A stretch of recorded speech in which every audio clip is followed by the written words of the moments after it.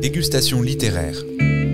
La série littérature de Chandail et Chignon. Le podcast des médiathèques de Saint-Médard-en-Jalles. Bonsoir Judith. Bonsoir et merci de m'accueillir. Eh bien, on va commencer avec vous une forme de grande traversée ce soir. Alors, l'autre Amérique, quand Roosevelt défiait le capitalisme aux États-Unis. J'ai presque envie de croiser avec l'autre titre dont on va parler, qu'on évoquera à la fin peut-être de cet entretien. J'ai envie de dire qu'on va se parler d'un temps où tout est fragile et remonter ce temps jusqu'à cette autre Amérique, celle que Roosevelt va découvrir au moment de cette grande dépression. Il est élu. Et vous avez entrepris, après avoir donc consacré déjà un merveilleux podcast à l'histoire de ce président des États-Unis, vous lui consacrez maintenant un texte qui présente une spécificité. Et j'aimerais bien qu'on remonte justement aux origines même de l'écriture, parce que le texte justement n'est pas le podcast. Et vous nous faites une très très belle surprise. Oui, donc parce que finalement on ne travaille pas les podcasts et la radio est un vrai très bel espace d'écriture, mais il y a le son, il y a les voix. Le podcast s'ouvre avec la voix de cette dame qui s'appelle comme moi, Judith d'ailleurs, une vieille dame qui se souvenait qu'à la mort de Roosevelt, c'est la première fois qu'elle a vu pleurer sa mère. Et ça, c'était très beau pour ouvrir la radio, et donc ça commence avec la mort de Roosevelt et le lien et la peine des gens. Mais ça ne fonctionne pas pareil pour un livre. On n'entend pas la voix de cette femme. En revanche, il y a autre chose qui m'a vraiment beaucoup intriguée et sur lequel j'ai beaucoup travaillé pour ces recherches, c'est un journal. C'est le journal de Henry Morgan Shaw. Alors Henry Morgan Shaw, il a été ministre des Finances, secrétaire au Trésor, comme on dit aux États-Unis, de 1933 à 1945. Donc il a accompagné Roosevelt tout le temps. Mais c'était d'abord un ami, un voisin de Roosevelt. Il avait une grande ferme. Il n'avait pas du tout l'intention de se lancer dans la politique. Ce qu'il partageait avec Roosevelt, c'était la passion des arbres. Ils aimaient parler des arbres, du reboisement de l'Amérique. Ils étaient d'ailleurs très en avance, puisque cette grande étendue américaine pleine de forêts la construction et l'industrialisation faisaient que tout était déboisé. Donc ces deux hommes se parlaient des arbres. Et puis, Roosevelt l'a entraîné avec lui au pouvoir, dans une période incroyablement troublée, l'effondrement économique et la Seconde Guerre mondiale. Il faut savoir qu'Henry Morgan Shaw aussi est le seul juif du gouvernement, le premier juif au gouvernement aux États-Unis, puisque ce pays est dominé alors, peut-être encore mais moins quand même, par ce qu'on appelle les WASP, les blancs protestants, et c'est un pays très antisémite comme le reste du monde à l'époque. Et donc cette double identité, triple je dirais, l'ami, le juif, le ministre des Finances, ils vont se serrer les coudes, ils vont voir venir avant beaucoup de gens la tragédie européenne, ils vont s'engueuler beaucoup, comment on dépense l'argent de l'État. Et donc ça donne une narration, ça donne un fil narratif incroyablement captivant, parce qu'un journal, nous quand on lit ça, on connaît la suite. Mais lui, quand il écrit son journal, il ne connaît pas, il ne sait pas ce qui va se passer le lendemain. Il ne sait pas s'il y aura finalement une guerre en Europe. Il ne sait pas s'ils vont redresser l'économie. Donc on est dans la tête de ces hommes. Tout est fragile justement, parce qu'ils font des paris. Et ce que j'ai fait, parce que le journal d'Henry Morgan Shaw, c'est énorme. Il mettait dans son journal les cours de l'argent, des tableaux financiers, des noms totalement oubliés. Donc moi j'ai cherché les moments de tête-à-tête avec Roosevelt. Et donc, c'est le fil conducteur de ce livre. Effectivement, et c'est une impression extrêmement troublante d'entrer avec vous dans ce journal dont vous dites, vous avez une très jolie expression, vous dites que c'est un journal passé au tamis de l'histoire par votre lecture et votre écriture. Et on le ressent justement profondément, parce que vous alternez les passages restitués du journal, dont vous avez choisi quelques extraits, à la fois votre propre analyse, votre propre projection aussi de ce qui se passe, de ce qui se joue et de ce qui va se jouer. Et on a un entrelacement de vos deux paroles. Et j'ai envie de dire par-dessus tout ça, le sourire de Roosevelt, celui du Cheshire d'Alice. J'ai beaucoup aimé justement ce rapprochement, on va y revenir. Alors effectivement, c'est d'abord l'histoire, vous venez de le dire, avant qu'on ne plonge effectivement dans la grande tragédie de l'histoire. C'est l'histoire d'abord de deux amis en fait assez improbables. On va peut-être maintenant camper un peu le profil, si j'ose dire, de Franklin Roosevelt, dont un oncle a été justement président des États-Unis. Républicain, lui sera démocrate. Sa famille ne lui tiendra pas rigueur de ce changement. On va tenir à l'homme, that man, comme dit la famille Delano à un moment donné en parlant du président Roosevelt, va lui tenir rigueur d'autres choses. Alors qui est-il, cet homme, qui en fait va commencer aussi son exercice du pouvoir au moment où, bien moins drôle, Hitler a pris le pouvoir aussi. En fait, je dirais qu'il y a une sorte de fil parallèle aussi entre ces deux existences politiques, heureusement totalement différentes pour la survie du monde aussi. Qui est-il? Donc cet homme qui arrive au pouvoir en 1933, mais il a été gouverneur auparavant, si mes souvenirs sont exacts, de New York. En fait, moi j'ai été frappée, j'avais jamais vu la concordance des dates. C'est-à-dire que Hitler prend le pouvoir en janvier 1933 en Allemagne et Roosevelt en mars. Et ils vont mourir en 1945 à quelques semaines d'écart, puisque Hitler se suicide peu de temps après la mort de Roosevelt. Même si la mort de Roosevelt était une bonne nouvelle pour Hitler.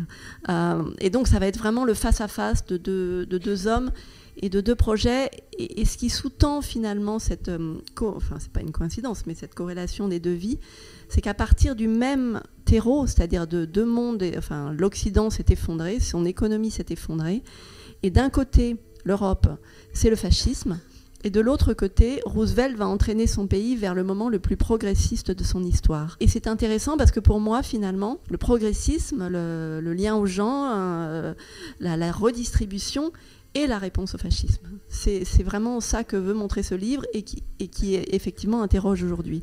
Et qui est à l'origine de ce projet si progressiste, si redistributeur? Alors il n'est pas tout seul, il y a un contexte, il y a une attente, il y a un monde syndical, il y a des foules qui le portent, mais c'est un homme très riche, promis certes à un très bel avenir, qui aurait pu se contenter de gérer son patronyme. Les Roosevelt, c'est une grande famille. Il y a 2 branches dans cette famille. Ils ont déjà eu un président qui est Theodore Roosevelt, qui était républicain, très différent de Franklin, mais Franklin l'admire beaucoup. Franklin est un jeune cousin éloigné. Il est étudiant quand son...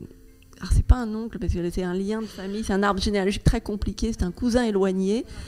Quand son cousin éloigné est à la Maison-Blanche, Franklin, lui, est étudiant à Harvard. Il va dans les meilleures écoles, il est promis à une grande carrière. Et il est très admiratif de ce parent président qui est tonitruant, viril, qui lui-même défie quand même déjà les grandes fortunes, mais qui fait des guerres. Voilà, c'est un personnage très charismatique. Et donc, on se dit que Franklin Delano Roosevelt, il va faire un peu pareil, peut-être une carrière politique, ou une carrière d'avocat d'affaires, il le fera. Tout lui est permis. Et je pense que c'est la rencontre des événements, l'effondrement du monde économique, du monde de la vie des gens, et cet homme. Il va inventer une réponse très pragmatique, il n'est pas très idéologique non plus. Il a écrit dans son adolescence à Harvard une dissertation sur les Roosevelt. Alors c'est intéressant parce qu'on voit déjà effectivement un fils de bonne famille, parce que écrire sur sa famille...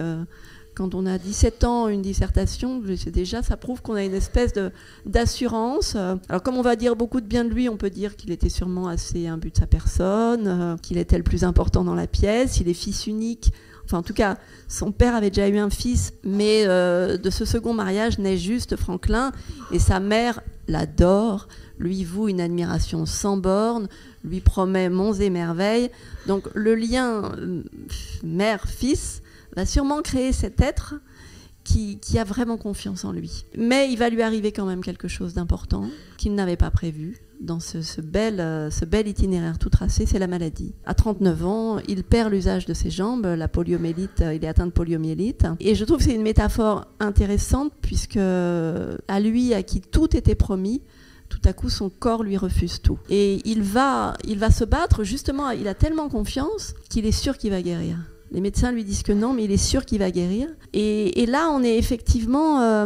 il y a presque une espèce de parallèle, parce qu'au début, non. C'est-à-dire que ça arrive, il a 39 ans, c'est dans les années 20. Les États-Unis, c'est l'explosion économique, c'est la bulle financière, c'est l'industrialisation. Tout va bien aux États-Unis. Et Roosevelt, lui, est au fond de son lit. Sa carrière est, semble-t-il, terminée. Et pourtant, il prend des béquilles, il met des attelles sur ses jambes et il essaye, il regarde le bout du portail de sa grande propriété et il dit « je remarcherai ». Et il s'épuise comme ça, tous les jours il s'impose ça, il n'y arrive pas. Et il va pourtant reprendre la voie politique, le chemin de la politique, puisqu'il va être élu gouverneur de l'État de New York en pleine crise financière. New York à l'époque, c'est des campements, c'est la misère, tout s'est effondré. Et le pouvoir politique et financier alors ne fait que réprimer, voire tirer sur les gens qui osent manifester. Et lui, porté par aussi des gens autour de lui, et puis des mouvements politiques qui commencent à se dire il faut peut-être changer le logiciel, il va légiférer. Il va par exemple inventer des allocations chômage alors que 60% de la population est au chômage. Il va interdire le travail des enfants. Et c'est cet homme-là, gouverneur de l'État de New York, qui propose quelque chose de différent, qui va finalement séduire le pays en 1932.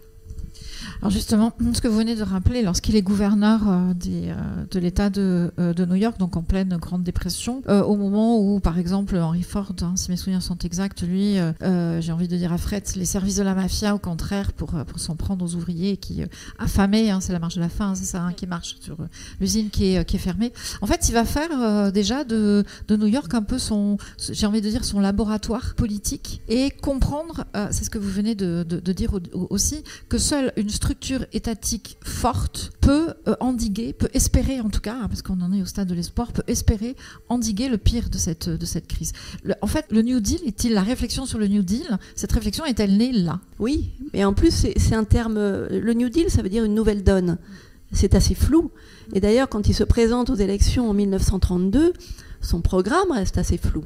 Il annonce avoir le souci des gens, il annonce quelques mesures sociales, mais bon, d'abord ça reste là d'où il vient, il reste capitaliste, il veut faire redémarrer l'économie. Donc c'est un pragmatique. Il y a autour de lui des gens, ce qu'on appelle un brain trust économique, avec des gens très variés, certains conservateurs, d'autres très progressistes, parce qu'il aime bien faire se parler des gens qui ne sont pas forcément d'accord, car c'est lui qui va trancher à la fin. Mais il entend aussi, dans ce moment effectivement d'effondrement, il y a aussi des organisations et des mouvements politiques qui poussent à l'intervention publique pour combler ce qui n'existe plus, et ce qui n'a jamais existé au fond.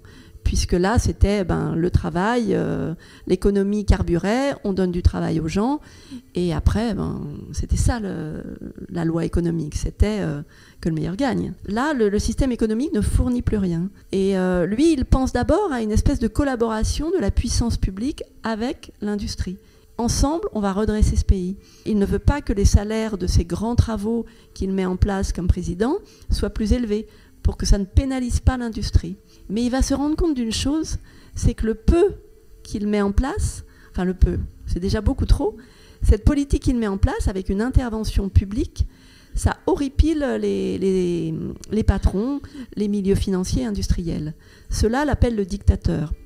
Alors, quand on pense que justement on est dans les années où Hitler est en train de s'installer et de lancer son offensive sur le monde, le dictateur pour les industriels, c'est Roosevelt, parce qu'il empiète sur leurs prérogatives. Il pense que le pouvoir leur appartient naturellement, puisque c'est l'économie qui dirige le monde. Il crée même la Liberty League, et quand on pense à Henry Ford qui a quand même lancé l'automobile, donc c'est une figure phare, lui c'est un adversaire acharné de Roosevelt. Par ailleurs, il est décoré par le Troisième Reich pour avoir ses usines là-bas en Allemagne, où il va aussi fabriquer. Henry Ford, par exemple, il fabrique aux États-Unis, mais il fabrique en Allemagne, et il va donc fabriquer pour l'armée allemande. Donc un industriel, il joue sur tous les plans. Et c'est là que la figure du politique et de l'économie s'affrontent. Et c'est assez nouveau, et en plus très radical pour un pays comme les États-Unis, qui ne connaît pas l'État, alors que l'État est déjà fort dans les pays européens. Dans nos pays, l'État est fort déjà. Et pourtant, tout à coup, les États-Unis vont prendre de l'avance. Et il faut savoir que, par exemple, le New Deal va inspirer le Front populaire, qui gagnera en France en 1936. Alors vous montrez justement, et je vais vous laisser en parler, vous montrez que la situation à laquelle Roosevelt va être confronté au long de plusieurs mandats, on pourra y revenir aussi, puisqu'il va se faire élire en fait 4 fois, dans des circonstances qui accompagnent justement la montée de la guerre, puis la guerre, il finit par se confondre totalement avec la situation, avec la fonction même présidentielle. Mais vous montrez qu'en fait, la situation qu'il a face à lui, lors de son premier et de son deuxième deuxième mandat est éminemment complexe parce qu'il ne s'agit pas seulement de se confronter au capitalisme débridé. Vous venez de le rappeler, il veut sauver le capitalisme d'une certaine manière, mais il est contre un libéralisme débridé et il pense qu'il faut instaurer des règles, des normes. Bon, là aussi, on pourra y revenir. Mais il y a aussi, me semble-t-il, une autre dimension qui vient complexifier encore la situation, c'est la question raciale, au sens très large du terme, hein, et puis je vais vous laisser justement décoder tout ça, parce que en fait, les adversaires de Roosevelt prennent des visages, des formes justement différentes. Vous venez d'évoquer Henry Ford, on peut évoquer la figure de Lindbergh, cette figure totalement fantasmatique. Bref, tout ça incarne une Amérique qui va au-delà simplement du rapport entre le politique et l'économie. C'est encore plus compliqué. Oui, il y a bien sûr toutes les frontières américaines. Faut savoir que le propre parti de Roosevelt, donc ce parti démocrate, qu'on sait peu, c'est que le parti démocrate, il a été fondé dans le Sud par les suprémacistes blancs. Donc c'est un parti éminemment raciste, alors que le parti républicain, qui était celui de Lincoln, a voté l'abolition de l'esclavage. Donc on est dans une échelle, par rapport à aujourd'hui, totalement inversée. Il y a eu un renversement, et ça s'est passé sous Roosevelt. Mais dans ce parti démocrate, il y a tous les élus du Sud. Donc ce parti démocrate, il a donc toutes ces composantes des grandes villes progressistes, qui mélange beaucoup d'immigrants et de ces nouvelles professions libérales, intellectuelles, les avocats. Mais dans le Sud, les élus restent ces élus très racistes, anciens propriétaires d'esclaves.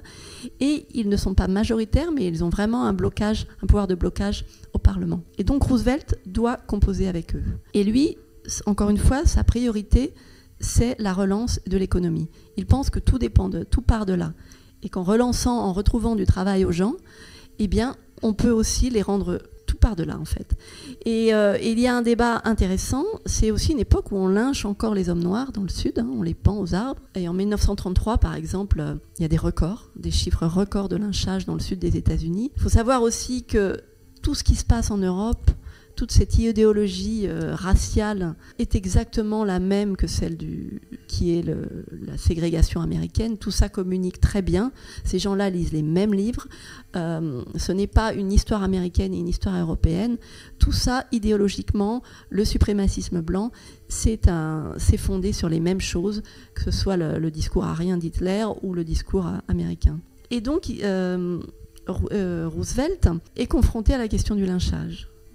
Les mouvements progressistes veulent légiférer, l'interdire. Et ils ont une alliée importante, qui est Eleanor, la femme de Roosevelt. Mais le Roosevelt, lui, je trouvais ça intéressant de le raconter, a dit que c'était un crime, a dit à quel point il détestait ça. Mais il se dit, si je soutiens cette loi, les démocrates du Sud, tous ces racistes blancs dont j'ai besoin pour voter les mesures économiques, et ces gens-là votent les mesures économiques contre la misère, ne voteront plus avec moi. Donc il fait le choix de ne pas soutenir officiellement cette loi. Il les laisse se présenter, il laisse sa femme parler, mais il reste silencieux. Et je trouve que c'est très intéressant sur ce qu'on appelle la réelle politique, sur comment faire avancer les choses. Cette loi ne sera jamais votée. Elle va échouer plusieurs fois, en 1933, en 1937. C'est dire les résistances de ce pays, et elle ne sera jamais votée sous Roosevelt. Et Roosevelt fera beaucoup pour la population noire par des mesures économiques, mais ne se prononcera pas publiquement pour soutenir cette loi. Alors on peut considérer ça comme de la lâcheté, on peut considérer ça comme de la stratégie, puisqu'il laisse sa femme parler. Et par ailleurs, dans toutes les mesures qui sont prises, dans tous ces programmes, notamment il y a beaucoup de programmes pour la jeunesse, pour remettre la jeunesse au travail, puisque les jeunes n'ont pas d'emploi, eh bien ça bénéficie aussi à la jeunesse noire. Des fonds pour les universités, ça bénéficie aux étudiants noirs. Donc la population noire ne s'y trompe pas. Roosevelt ne soutiendra pas cette loi contre le lynchage, mais elle va leur offrir des débouchés. Et c'est vrai que les Noirs vont tourner, vont voter Roosevelt pour Eleanor et pour son mari. Et tout est comme ça, et je trouve que, encore une fois, c'est éclairant. Par exemple, une des grandes lois du New Deal, c'est la législation sur les syndicats. Les syndicats sont illégaux, et puis il y a comme ça autour de Roosevelt des gens qui disent il faut favoriser, il faut légiférer sur les syndicats. Roosevelt, encore une fois, ce blanc, aristo, humaniste certes, mais se dit oh là là, mais c'est parce que les patrons disent jamais. C'est parce que le vice-président des Assyries dit plutôt aller en prison que d'autoriser les syndicats dans mon entreprise, que Roosevelt se dit mais pour qui se prennent-ils ? Et tout d'un coup, Roosevelt se convertit au syndicat.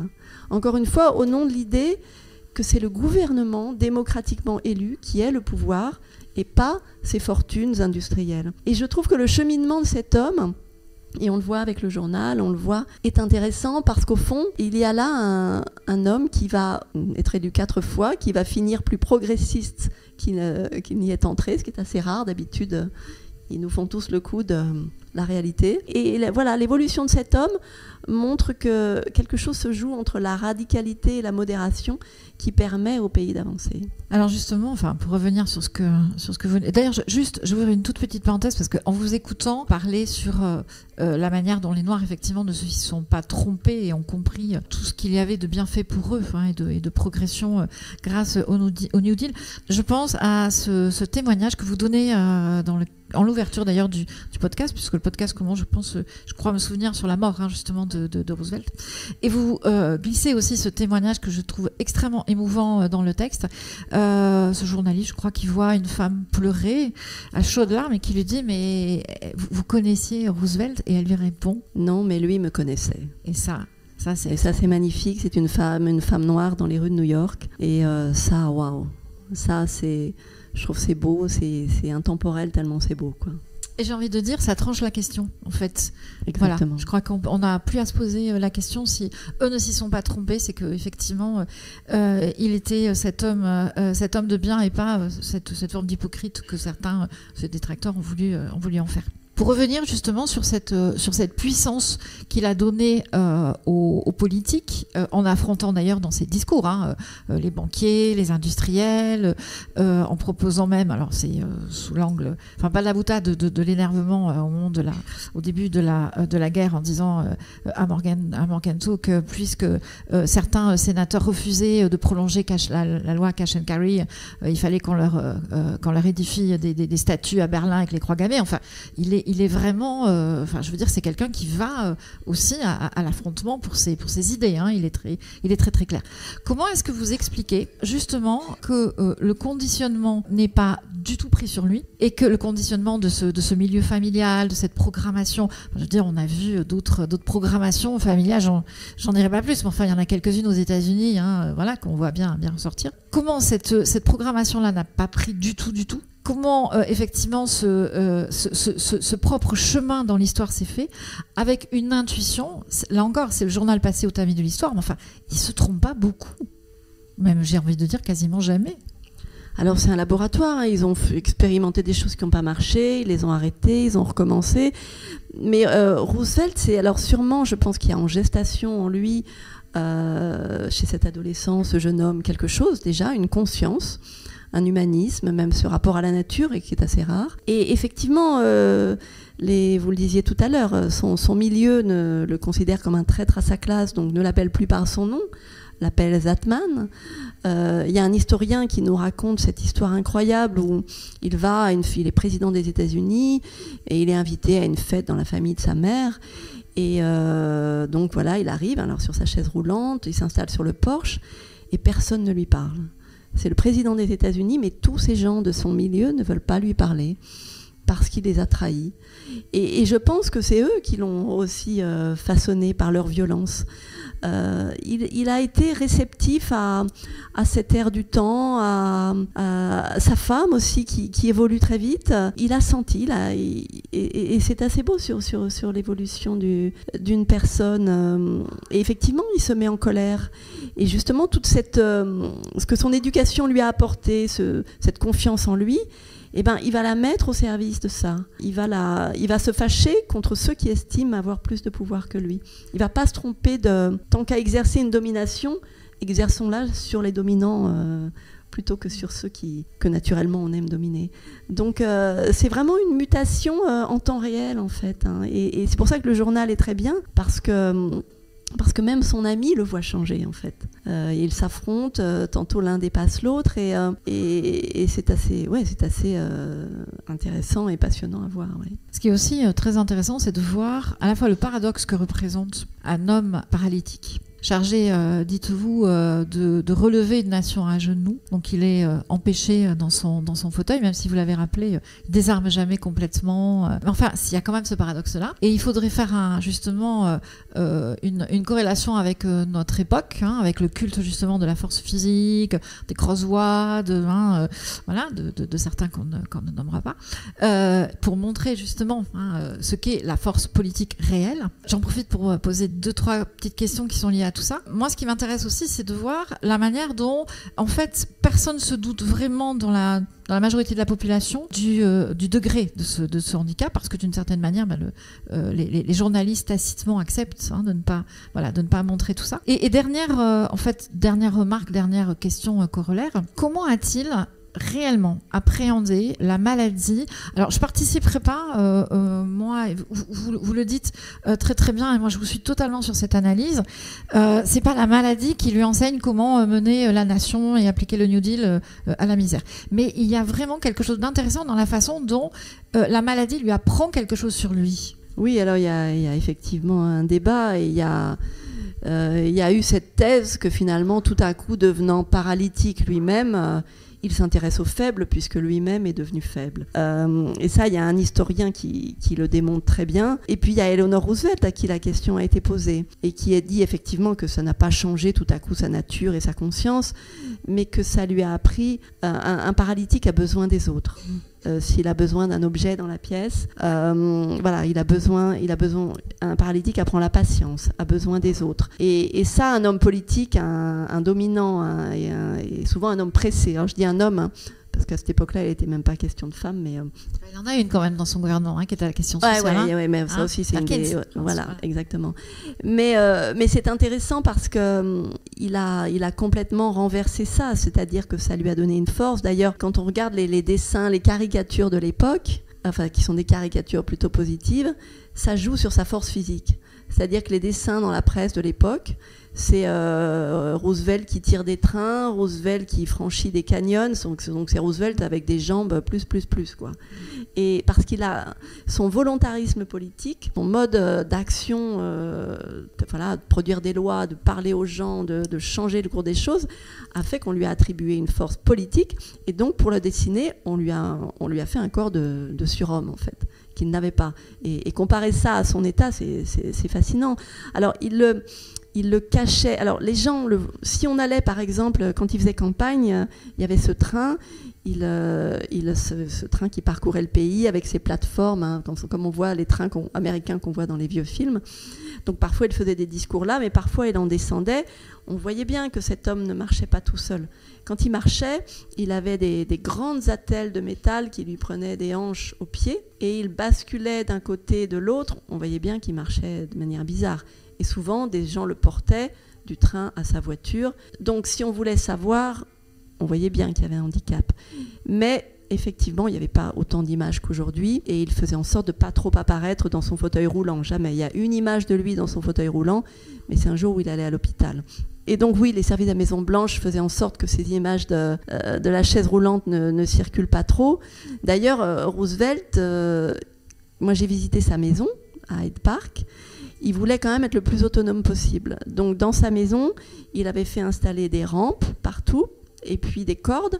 Donc c'est lui-même qui avançait tout seul. Il y avait un petit ascenseur qui était d'abord quand il allait bien, c'était juste pour monter les bagages et les valises de ces gens toujours chargés. Il en avait fait un ascenseur, mais avec une corde. Et c'est lui qui se hissait tout seul. Et les fauteuils roulants, il n'aimait pas les fauteuils roulants de l'époque parce qu'il y avait des dossiers très hauts. Donc il pensait que les gens allaient assimiler le handicap moteur au handicap mental. Donc il avait fait modifier les chaises de cuisine et il avait fait mettre des roues. Donc voilà, il était inventif, même dans sa maison, pour lutter contre son handicap. Alors force mentale, inventif, intuitif, il a aussi compris, me semble-t-il, de façon très étonnante, très frappante, la puissance de certains médias. La radio, avec ses fameuses causeries, ce que vous allez appeler les causeries au coin du feu, il s'en sert d'une façon extraordinaire, mais en même temps très sincère, et en amenant aussi progressivement la nation américaine à comprendre que la guerre va devenir inéluctable. Et ces causeries sont très importantes. Enfin, moi, il y en a une qui m'a absolument fascinée, celle où il demande aux gens de se procurer des cartes et des plis. Voilà. Enfin, vous allez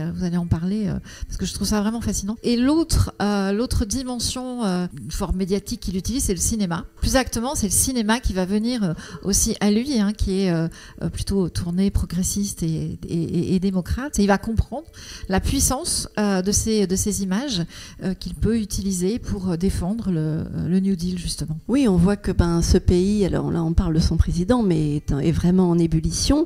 La radio, c'est comme en Europe, mais c'est le nouvel outil. On commence à avoir son poste de radio chez soi. On écoute Bing Crosby, mais c'est aussi ces années-là où Orson Welles va effrayer l'Amérique en lisant La Guerre des mondes. Il y a parmi un de ses opposants, il y a un prêtre qui émet depuis son église, qui est très très écouté aussi et qui est lui de plus en plus nazi. Donc la radio, elle est partout. Et Roosevelt, lui, il fait les causeries au coin du feu. Donc les radios arrivent chez lui, elles tendent leurs câbles et lui, il est devant sa cheminée et il leur parle à des instants cruciaux. Donc pendant le début du New Deal, il va leur expliquer par exemple comment le système bancaire a été assaini, comment ils peuvent remettre leur argent à la banque. Mais effectivement, un des grands enjeux de ces années-là, c'est que ce pays ne veut pas du tout entrer en guerre.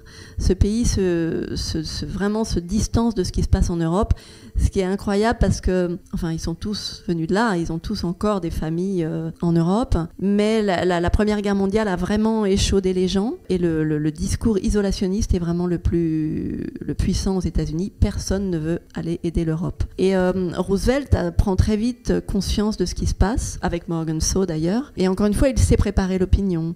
C'est-à-dire qu'un jour, il leur dit, voilà, il y a des cartes, il faut que vous preniez une carte, et la semaine prochaine, je vais vous expliquer pourquoi nous sommes, nous aussi, en danger, et pas juste protégés par 2 océans. Et il a fait faire des cartes polaires, qui sont aujourd'hui d'ailleurs le symbole des Nations Unies, c'est lui qui l'a dessiné, pour montrer que les États-Unis, par les pôles, sont très vulnérables. Et donc, les gens achètent ces cartes, National Geographic bat des records de vente, et tout le monde... la semaine d'après, l'oreille collée au poste et sa carte. Et il commence à leur expliquer. Et donc c'est un moment de pédagogie politique qui est assez étonnant. Un peu comme quand il essaiera de leur dire, il comprend que Churchill appelle au secours, que la Grande-Bretagne ne va pas tenir seule face aux Allemands, et son pays ne veut pas envoyer d'armes, le Congrès ne veut pas envoyer d'armes, et donc il parle à la radio et il leur dit, mais s'il y a le feu à la maison de vos voisins, si votre voisin vous demande votre tuyau d'arrosage, une lance à eau, vous allez quand même bien lui prêter. Alors il prend des exemples aussi simples que ça. Et ces gens-là, ils voient les bombardements de Londres alors, parce que justement, ils vont au cinéma. Et avant les films, il y a les reels, c'est les actualités racontées en petits films. Vous avez dû voir tous des archives de ça.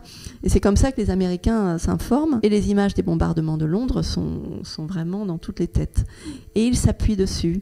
Et effectivement, il y a des liens. Faut savoir que les maisons de production hollywoodiennes, beaucoup ont été montées par des immigrés juifs, qui, eux, ne sont pas pour rester isolationnistes, qui, eux, comprennent ce qui est en train de se passer en Allemagne et puis en Europe. Il faut savoir qu'il y a des manifestations à New York dès 1933, organisées par la communauté juive, puisqu'il y a les autodafés en Allemagne, il y a les arrestations. On n'est pas encore à la solution finale, mais la question juive monte très très fort aux États-Unis, et Roosevelt va être, via Morgenthau, via ses mouvements, via Hollywood, complètement dedans. Et donc l'information, qui est aussi, il y a une forme de propagande gouvernementale, mais elle passe par tous ces canaux-là, la radio, le cinéma, arrivent les films de Frank Capra, arrive le cinéma de Charlie Chaplin qui va ouvrir la convention de réélection de Roosevelt par le discours final du dictateur. Et c'est d'une beauté incroyable parce qu'il s'inscrit complètement dans la veine de Roosevelt. Et moi j'ai compris après, en fait, c'est quand on juxtapose tout ça, on comprend que quand il y aura la chasse aux sorcières plus tard, c'est la revanche contre tout ça. C'est l'autre Amérique.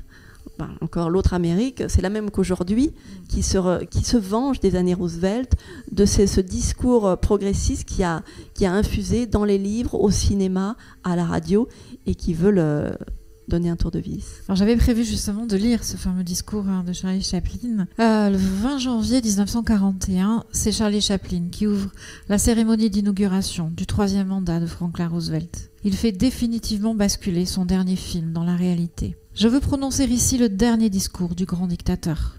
C'est l'histoire d'un petit barbier juif confondu avec le grand dictateur. Il s'adresse aux soldats qui le prennent pour l'empereur du monde. Voici ce qu'il leur dit. Je suis désolé. Je ne veux pas être empereur. Ce n'est pas mon affaire. Je ne veux ni conquérir ni diriger personne. Je voudrais aider tout le monde. Juifs, chrétiens, païens, blancs et noirs. Nous voudrions tous nous aider si nous le pouvions. Nous ne voulons pas haïr ni humilier personne. Dans ce monde, chacun de nous a sa place. La terre est riche. Elle peut nourrir tout le monde. La vie peut être libre et belle. Mais nous en avons perdu le sens. L'envie a empoisonné l'esprit des hommes, a barricadé le monde avec la haine, nous a fait sombrer dans la misère et les effusions de sang. Nous avons développé la vitesse pour nous enfermer en nous-mêmes. Les machines qui nous apportent l'abondance nous laissent dans l'insatisfaction. Notre savoir nous a rendus cyniques. Nous sommes inhumains à forme d'intelligence. Nous ne ressentons pas assez et nous pensons beaucoup trop. Nous sommes trop mécanisés et nous manquons d'humanité.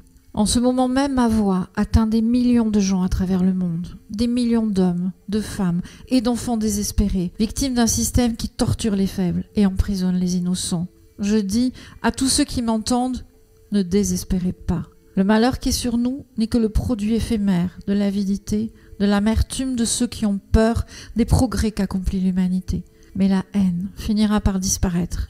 Et les dictateurs mourront. C'est un discours magnifique qui nous parle. Vous dites à la fin de votre texte, Roosevelt est notre fantôme. Ce discours aussi nous hante. Devrait nous hanter. Oui. D'ailleurs, je ne sais pas si vous avez vu le documentaire sur Zelensky sur Arte. Et ce passage, puisque Zelensky est un grand admirateur de Charlie Chaplin, et il utilise ce passage lui aussi. Donc c'est dire la portée de ces mots, encore une fois, intemporels. Et il faut savoir que dans ces années-là, donc Roosevelt vient d'être réélu, mais comme disent les historiens, il faut imaginer s'il avait été battu par un isolationniste. Les États-Unis ne seraient peut-être pas rentrés en guerre et le monde ne serait peut-être pas tel qu'il est. Il y a d'ailleurs un très beau roman écrit par Philip Roth qui s'appelle Le complot contre l'Amérique, que vous avez peut-être lu ou que je vous conseille, où effectivement Roosevelt est battu. Lindbergh, cet aviateur célèbre mais complètement inféodé au fascisme allemand, gagne. Et ce petit garçon juif du New Jersey comprend que le monde est en train de changer et qu'il est en danger. Donc ce basculement-là, cette idée que qu'est-ce que ça aurait pu être si, a vraiment hanté les États-Unis parce que, encore une fois, effectivement, après il y a eu le débarquement et on a imaginé un pays complètement acquis à la cause de la liberté, de la démocratie. Mais non, la société américaine n'avait pas envie d'y aller. D'ailleurs, on voit bien, les historiens le disent, c'était un monde tellement antisémite que parmi les raisons pour mobiliser les gens, jamais la question juive n'était mentionnée parce que ça aurait mobilisé personne. Donc il s'est joué là quelque chose, encore une fois, pour reprendre le mot fragile, oui, mais déterminant pour la suite, pour nous même. En fait, on peut faire une sorte de surimpression entre la manière dont Roosevelt a dû conduire le New Deal pour le faire accepter et la manière dont il a conduit aussi cette entrée en guerre pour la faire accepter, en laissant, alors là pour le coup c'est à Morgan Howe, le soin de s'occuper de la question juive, puisqu'il y a même au cœur du département d'État des gens qui sont, alors vous allez me le dire, mais qui sont des sortes de nazis, on peut dire les choses comme ça, qui empêchent les informations liées à la Shoah de remonter jusqu'au président. Oui, hein, ça c'est aussi quelque chose dans cette composante réactionnaire et raciste du Parti démocrate, il fallait bien en mettre quelques-uns au gouvernement puisqu'il compose et les a mis au département d'État puisque lui de toute façon gère l'essentiel. Et ces gens-là, Morgan Howe ne comprend pas comment veut organiser une aide, en tout cas financière, envoyer des fonds dans les pays pour aider les populations juives à s'échapper. Et ça bloque, ça ne marche pas. Donc il envoie comme ça en douce 2 personnes du ministère des Finances qui de nuit s'introduisent au département d'État et se rendent compte qu'il y a des instructions qui sont données pour bloquer toutes les informations qui arrivent sur ce qui se passe en Europe pour les Juifs. Et avec ça, il va voir Roosevelt et il lui dit, en fait, il se passe quelque chose, nous sommes complices de ce crime contre l'humanité, vous allez être accusés de complicité. Et Roosevelt temporise toujours, il dit, attention, vous n'êtes pas sûr de vos accusations, mais allons-y. Et là, il signe un décret et il crée un bureau qui va envoyer des fonds, qui sera géré par Morgan Howe, qui va envoyer énormément de fonds et d'agents en Europe. Alors, on est La solution finale a déjà commencé. Mais on est quand même dans des moments, par exemple, où en Hongrie, il n'y a pas eu encore la fameuse déportation massive des Juifs de Hongrie. Donc cet argent sert à trouver des émissaires qui vont aller dans les pays, qui vont faire des faux passeports, des faux papiers, et pour exfiltrer le maximum de gens. Ils vont vers les pays neutres. Et ils préviennent les pays neutres que les États-Unis vont gagner et qu'il serait temps d'aider aussi aux frontières les Juifs à s'évader. Alors ils ne vont évidemment pas inverser la tendance, puisque la machine génocidaire est lancée. Mais il y a comme ça beaucoup d'histoires et d'argent qui circulent pour favoriser l'évasion de quelques-uns, de milliers, mais c'est peu par rapport aux millions qui seront envoyés à Auschwitz. Et donc voilà, dans ces arcanes du gouvernement, on sent ce débat-là. Et vous faisiez le lien entre le New Deal et la guerre, puisque c'est les deux temps en fait des années Roosevelt. Ce qui est intéressant, c'est que toute cette planification économique qu'il a mise en place, ces directives dans les usines, partout, va servir à la guerre, puisque tout est en place quand Roosevelt et son gouvernement disent « Ok, on va fabriquer des avions, on va aider nos alliés ». Les usines, tout le système de planification est déjà en place, donc ça va très vite. Donc ces deux temps du gouvernement Roosevelt marchent ensemble, en fait. Et en plus, cette industrie de guerre va finir par résorber le chômage et relancer complètement l'économie américaine. C'est donc quelqu'un qui donne aux politiques toute sa place, qui donne une densité à la fonction présidentielle. Et votre livre ouvre néanmoins et très justement la réflexion sur ce pouvoir en fait immense qu'il a donné à la fonction présidentielle, dont il s'est lui remarquablement bien servi, en étant dans cette intuition absolument phénoménale des temps et de l'histoire au service d'une démocratie. Mais évidemment, il y a l'autre revers de la médaille. Oui, c'est-à-dire que beaucoup de pouvoir, tout dépend à qui on le donne. Mais d'ailleurs, il en a. Les Américains vont d'ailleurs le bloquer parce que il est très agacé. La Cour suprême est très conservatrice et la Cour suprême américaine, au moment de ses mesures sociales, va en retoquer quelques-unes. Donc lui, il commence à en avoir assez de ces vieux juges réac, et il voudrait en nommer plus, des plus jeunes, et il voudrait que tout ça soit ses prérogatives. Et là-dessus, le Parlement ne va pas le suivre. Et même ses amis vont lui dire, mais imagine tant de pouvoir entre les mains d'un autre homme. Donc là-dessus, il sera bloqué, il ne réformera pas la Cour suprême et les pouvoirs du président. Et même pour certaines choses, à la fin de la guerre, alors il crée par exemple... Alors il et ses conseillers, c'est pas non plus un cerveau inhumain. Quand il crée par exemple l'OSS, qui est l'ancêtre de la CIA, pour que les agents américains aillent en Afrique, essayer de créer comme ça des conditions favorables au débarquement, certains militaires lui disent « mais gardons ça, créons ça définitivement ». Il dit « non, moi je ne veux pas créer ça définitivement. Tant que c'est entre mes mains, moi le peuple peut me désavouer. En revanche, si c'est là, ça devient un corps avec beaucoup trop de pouvoir dans l'État ». Et on sait ce qu'est devenu la CIA plus tard. Donc, il a conscience de ça, et il se dit que tant que le pouvoir est entre ses mains, et tant qu'il est démocratiquement élu, ça reste quelque chose. Mais finalement, il a quand même changé la donne.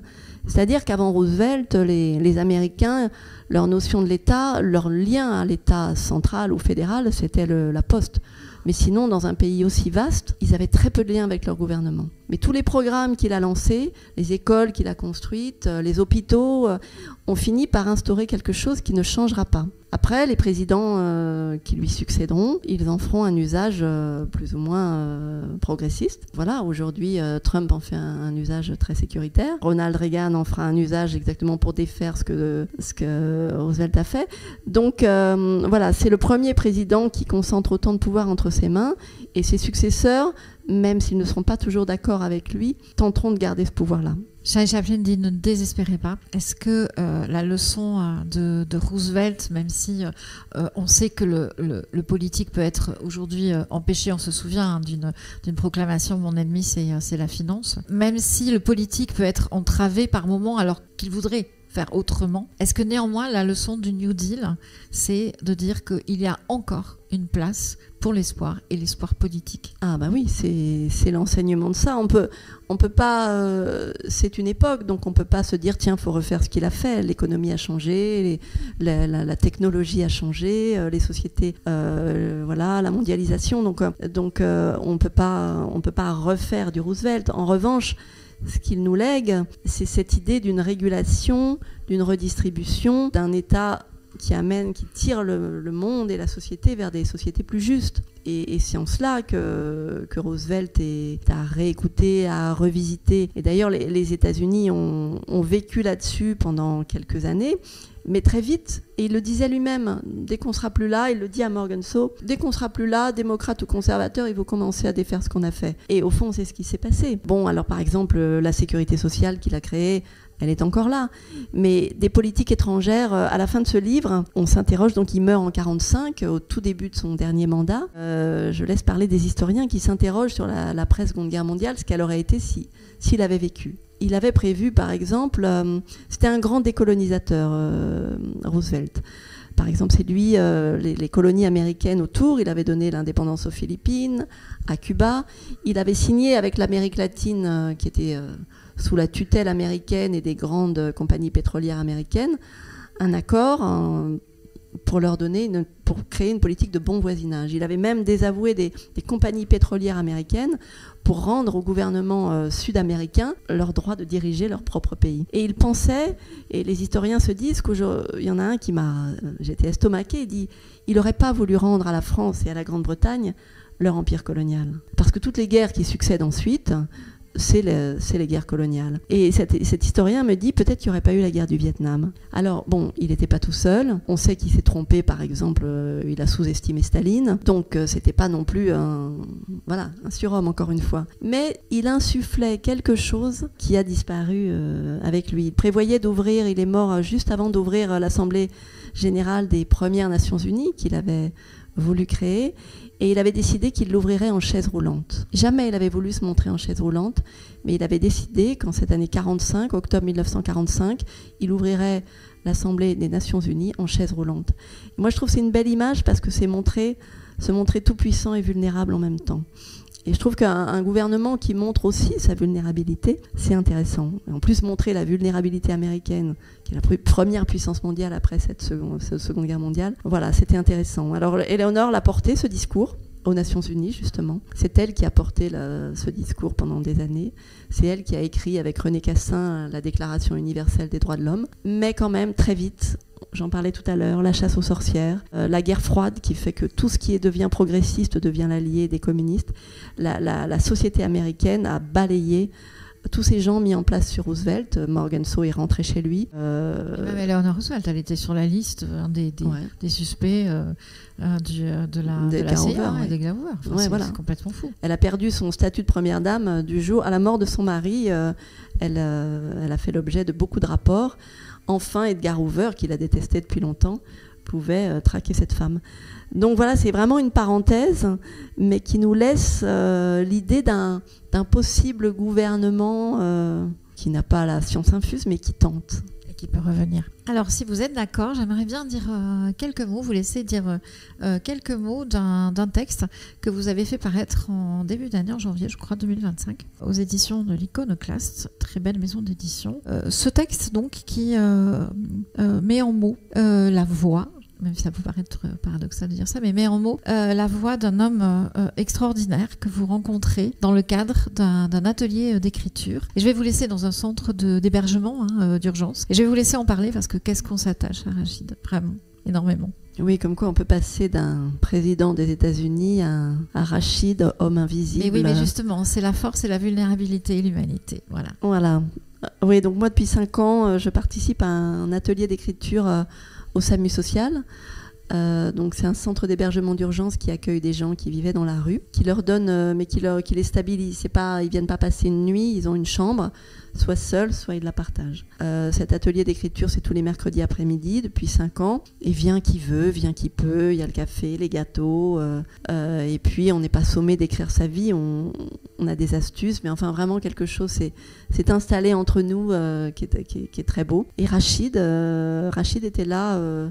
Dès le début, donc il avait à l'époque 85 ans, donc vous ajoutez 5 ans, ça fait 89 ans. Très beau vieillard, avec un œil vibrant. Alors lui, il n'écrit pas, il parle, Quand on suggère quelque chose, il n'écoute pas, mais c'est comme s'il avait besoin de raconter son histoire. Mais il vous la raconte dans des mots absolument magnifiques. Moi, j'avais l'impression de voir des films. Et pour faire le lien, par exemple, avec l'autre Amérique, un des premiers décors qu'il a campé, c'est des bombes qui lui tombent dessus quand il a 7 ans. Il est dans le figuier à Annaba, en Algérie, où il est né, qui s'appelait alors Beaune, puisque c'était la France alors, et il voit des choses qu'il n'a jamais vues et qui lancent des bombes, c'est des avions. Il raconte des grands destroyers américains dans le port d'Annaba. C'est à Annaba que les Alliés, Roosevelt a vraiment voulu le débarquement en Afrique du Nord. Ils ont choisi Annaba, la ville de Rachid, qui était un enfant. Et il nous raconte ça, mais de manière, il vous dit pas la date, il vous dit pas le lieu, il vous raconte tout ça à hauteur d'enfant. Ce grand bateau américain, ces soldats, cet oiseau de feu qui lâche des bombes, sa grand-mère qui ne sait pas quoi dire. Et c'était magnifique, moi je voyais un film. Et comme ça, au fil des ateliers, des années, dans cette langue incroyable, il nous livre des bribes de sa vie. Et il y a eu un moment, j'ai voulu quand même essayer de mettre du liant et de coudre un peu tous ces bouts. Donc je me suis isolée avec lui, j'ai marché avec lui dans les rues, j'ai été toquée à la porte de sa chambre, je l'ai enregistré et j'ai voulu écrire son histoire. Mais dans sa voix, c'est surtout lui qui parle, moi je suis là pour l'accompagner. Et c'est vraiment un très beau texte, très poétique. Je terminerai juste par les mots de James Baldwin que vous donnez. Il me semble que c'est un bon lien entre les deux textes. Nous sommes notre histoire. Si nous prétendons le contraire, nous sommes littéralement des criminels. Alors avec vous ce soir, nous avons vraiment été l'histoire, puis l'espoir en même temps. Merci infiniment à Judith. Merci à vous.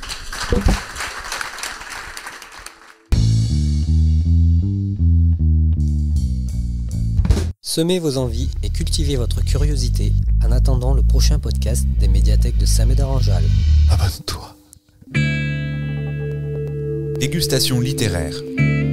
La série littérature de Chandaille et Chignon. Le podcast des médiathèques de Saint-Médard-en-Jalles.